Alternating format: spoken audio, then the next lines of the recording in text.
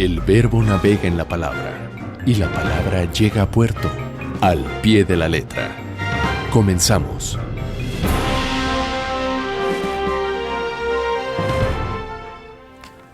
Buenas tardes, les damos la bienvenida a esta 16ª vuelta en su programa Al Pie de la Letra, aquí en la multiplataforma de C7, transmitiendo por radio para la zona metropolitana de Guadalajara por el 630 de AM y el 96.3 de FM.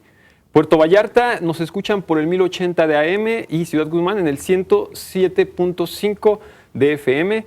Estamos en la televisión cultural, la industria creativa de Guadalajara, su industria creativa.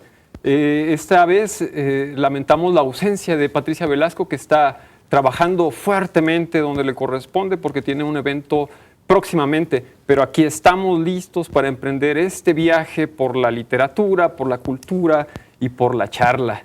Nos acompañan nuestro amigo Blas Roldán, servidor, Sorens. Y Víctor Clavellina. Estamos en redes sociales, estamos en Facebook, estamos en Twitter. Se pueden comunicar con nosotros en Facebook por nuestros nombres: Galileo Contreras, Blas Roldán y Víctor Clavellina. Y pues tenemos un tema muy interesante por el que usted votó la semana pasada. Precisamente es el puritanismo, que es de lo que vamos a hablar. Pero antes que nada le voy a dar las 3 palabras por las que usted puede votar para llevarse un regalo de Literalia Editores. Estas 3 palabras son con la Q, que es la siguiente vuelta que vamos a tener. Es la quemazón, es queja y es quimera. Quemazón, queja y quimera, para que usted llame y vote por una de estas palabras que será nuestro tema editorial de nuestro siguiente programa. Los votos, ¿quién los va a llevar esta vez? Yo los llevo. Víctor Clavellina va a ser la mano escrutadora. Pues estamos precisamente pidiendo que nos llamen a los teléfonos 3030 5307 y 01 800 087 8817. Además, recuerde que le vamos a preguntar sobre cómo se llama el autor del libro. El libro es el de... ¿Cuál es el libro? Pulgarcito. Pulgarcito, exactamente. Vamos a ver cuál es el autor de Pulgarcito. Usted nos puede llamar y se lleva también un libro de regalo de parte precisamente de Literalia Editores. Y como usted sabe, tenemos siempre una cápsula introductoria de nuestro tema de hoy. Nuestro tema es el puritanismo. Y pues nuestra cápsula la produce nuestro compañero Víctor Clavellina. No sé si está lista la cápsula para empezar el tema. Vamos a la cápsula. No one familiar with the history of his country can deny that congressional committees are useful. Su principal logro ha sido el de confundir a la opinión pública entre las amenazas internas y externas del comunismo. No debemos confundir disenso con deslealtad. Debemos recordar siempre que una acusación no es una prueba y que una condena depende de la evidencia y del debido proceso de la ley. No caminaremos con miedo, el uno del otro. No seremos conducidos por el miedo hacia una era de sinrazón, si cavamos profundo en nuestra historia y nuestra doctrina y recordamos que no descendemos de hombres temerosos, no de hombres que temían escribir, hablar, asociarse y defender causas que eran, por el momento, impopulares. Este no es el tiempo para que los hombres que se oponen a los métodos del senador McCarthy se mantengan en silencio, o para aquellos que los aprueban. Podemos negar nuestra herencia y nuestra historia, pero no podemos evadir la responsabilidad por el resultado. No hay forma para un ciudadano de una república de abdicar de sus responsabilidades. Como nación hemos recibido nuestra plena herencia a una edad tierna. Nosotros proclamamos ser, y de verdad lo somos, los defensores de la libertad, donde quiera que ésta continúe existiendo en el mundo, pero no podemos defender la libertad en el exterior mediante su abandono en casa. Las acciones del joven senador de Wisconsin han causado alarma y consternación entre nuestros aliados en el extranjero, y dado un considerable confort a nuestros enemigos. ¿Y de quién es la falla? En realidad no es suya. Él no creó esta situación de miedo. Él meramente la explotó, y con bastante éxito. Casio estaba en lo cierto. La falla, querido Bruto, no está en nuestras estrellas, sino en But in nosotros ourselves. mismos. Good night and good luck.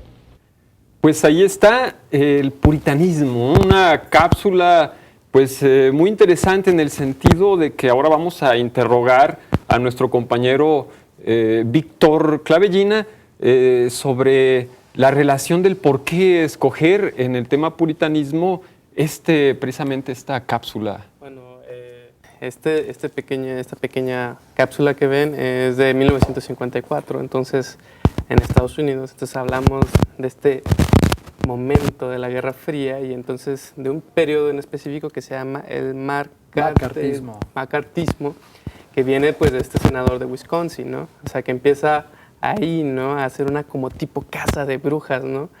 Buscando a aquellas personas que son afines al comunismo, ¿no? Que no se apegan de manera pura a este pensamiento liberal, ¿no?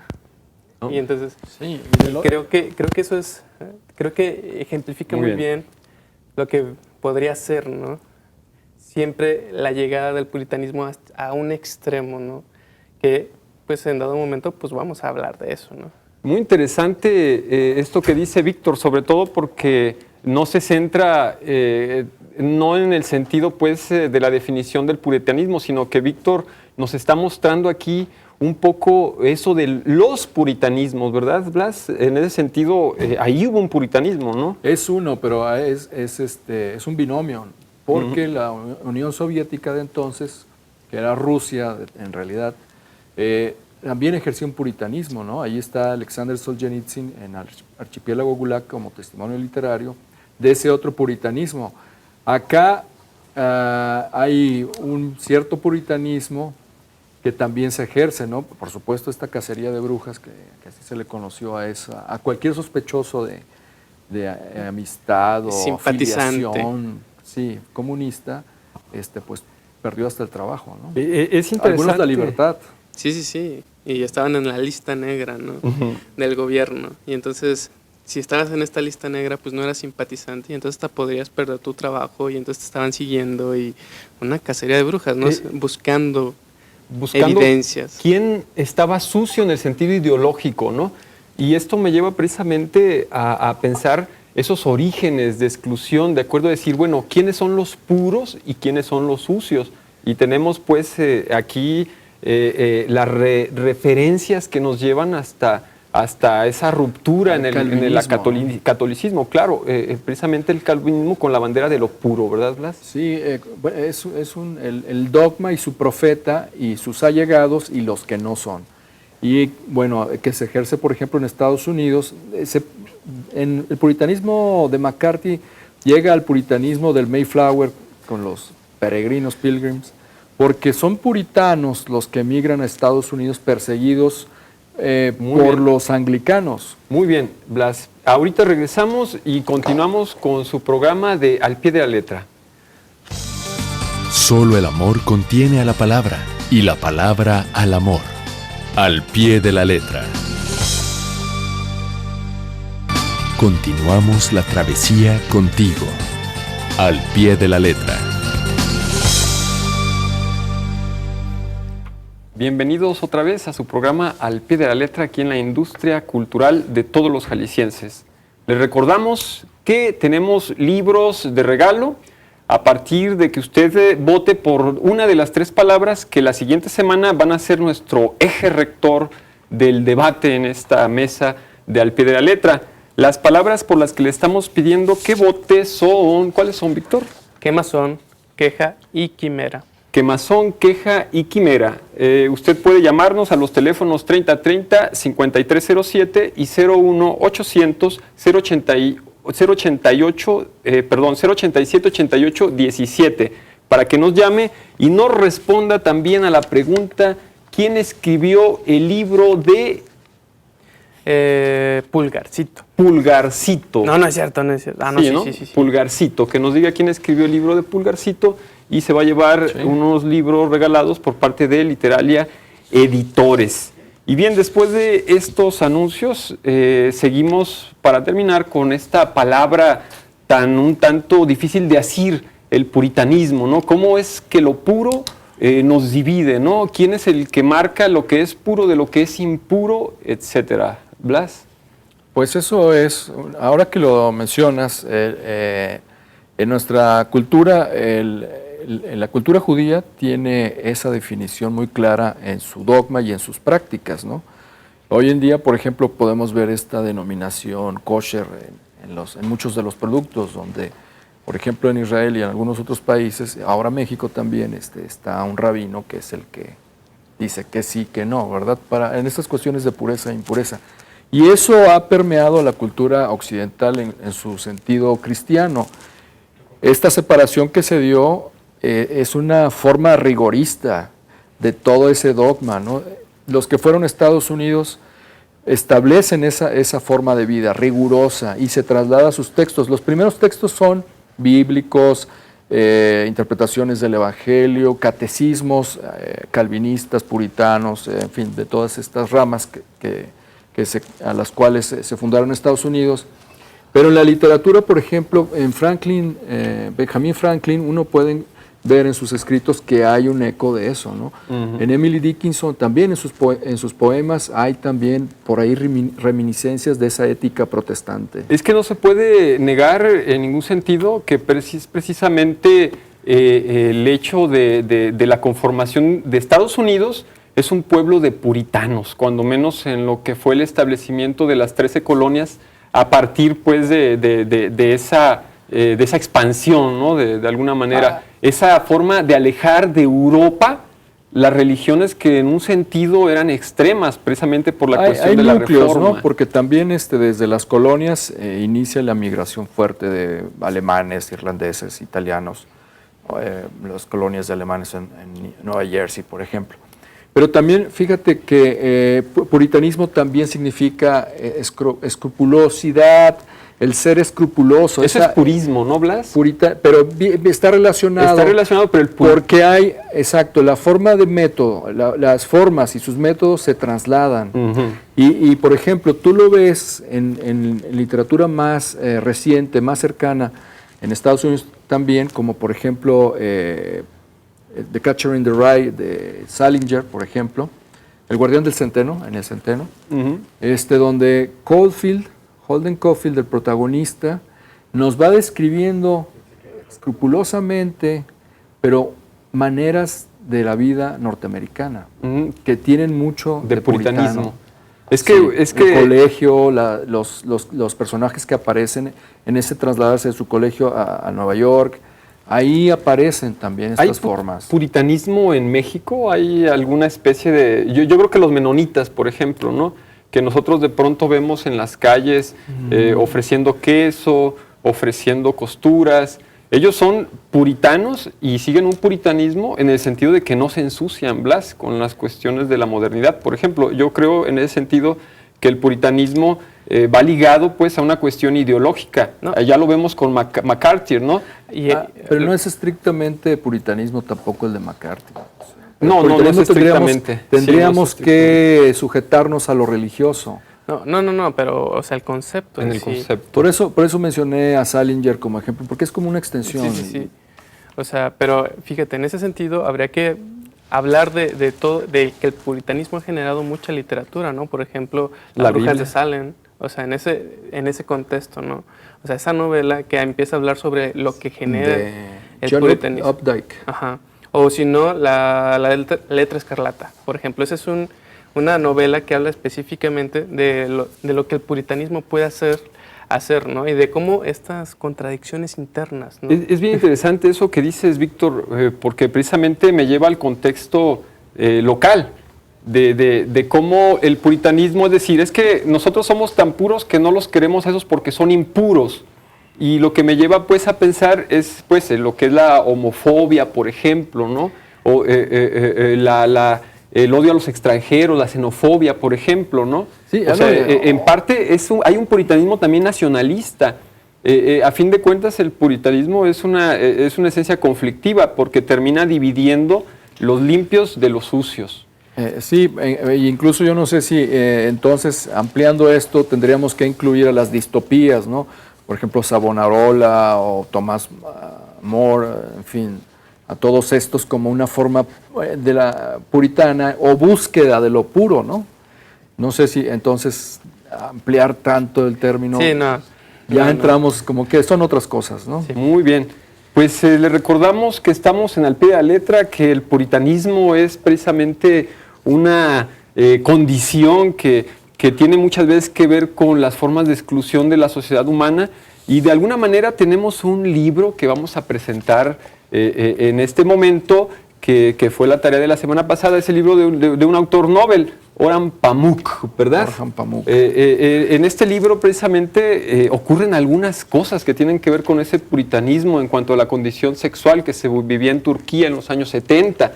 Estamos entrando a comentar el libro de Orhan Pamuk, Álbum de Familia. Álbum, ¿cómo se llama el libro? Álbum El de, Museo de la Inocencia. de la Inocencia. Bueno, el Museo de la Inocencia es una especie de álbum físico, ¿verdad? No sé quién quiere comentar un poco de nuestro... Podríamos comentar un poquito de este libro, pues que la verdad está muy interesante. Es una novela sobre una relación amorosa, ¿no? De Kemal. Kemal, Que es el protagonista, ¿no? Desde una familia estambulí muy rica, que tiene fábricas y todo esto, que ha viajado al extranjero y que se enamora de Füsun, ¿no? O sea, A su prima.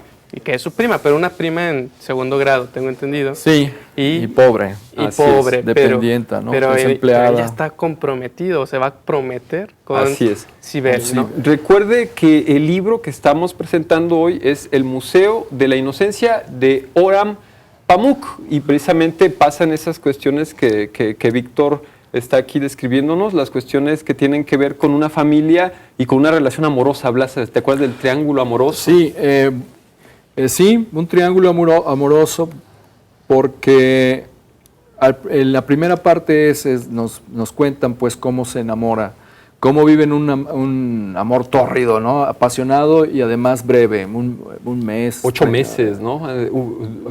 Más 40 o menos. días más o menos eran los que narran, pero ahí es una pasión, es concentrada. Pero Profusa, después, profunda. cuando él se niega a abandonar a su prometida, la chica entonces le dice, bueno, pues esto no puede ser. Y después se reencuentran, Así es. ¿verdad? Pero ella ya está casada. Así Él es. deja finalmente con quien se casó, a Sibel, e intenta recuperar a Füsun, pero ella ya está casada. Y entonces él visita a la pareja de casados, ¿no? ¿Sabes qué me llevo yo mucho de esta novela de Orhan Pamuk, El Museo de la Inocencia? Me llevo la manera en que los objetos van agarrando memorias, y cómo este personaje principal que se llama, ¿cómo se llama el personaje? Kemal. Cómo Bey. este personaje principal llamado Kemal precisamente es una manera de revivir esos encuentros sí, que sí. tuvo, y que después recupera a esta mujer de alguna forma. Cada objeto significa Eso es maravilloso. un momento recuperado, almacenado. Así ahí. tenía su cepillo de dientes, tenía colillas de cigarros. El pendiente. El pendiente, que es esencial en todo lo que es la estructura de la novela, porque es el pendiente por el que también, al final, que Kemal logra tener a la mujer que amaba, termina perdiéndola incluso por este pendiente, ¿no? Sí. Que la verdad es una maestría la manera en la que Kemal se incluye dentro de la misma novela. Porque estar en la fiesta y el autor, digamos, en la primera persona, que es el narrador, de pronto dice, es la familia Kemal, es la fiesta Kemal le cuenta la historia mano. a un tal Orhan Pamuk. A un tal Orhan Pamuk. Y Orhan Pamuk es el que termina escribiendo esta es la historia del narración museo. de todo esto. Y este personaje es un personaje obsesivo, ¿no? Claro, sí, pues es un coleccionador. Pero es que es esta otra cosa de la virginidad, ¿no? O sea, cómo precisamente era una cuestión tan importante esas relaciones en las cuales una pareja turca tenía que restringirse muchísimas cosas que tenían que ver con su sexualidad en las parejas, y que imitando a los europeos, porque podemos ver también la medida es que en la la que literatura de las tradiciones Pamuk van es llegando. es una muestra Transitoria. en esa dicotomía en la que se encuentra Turquía. Exacto. Un pie en Atatürk. Asia y un pie en Europa, ¿no? Entonces, eso es lo que además él está constantemente mostrando, esa dicotomía en conflicto, en la que unos representan ese intento de occidentalización y otros es la tradición, las costumbres y esos valores tradicionales, ¿no?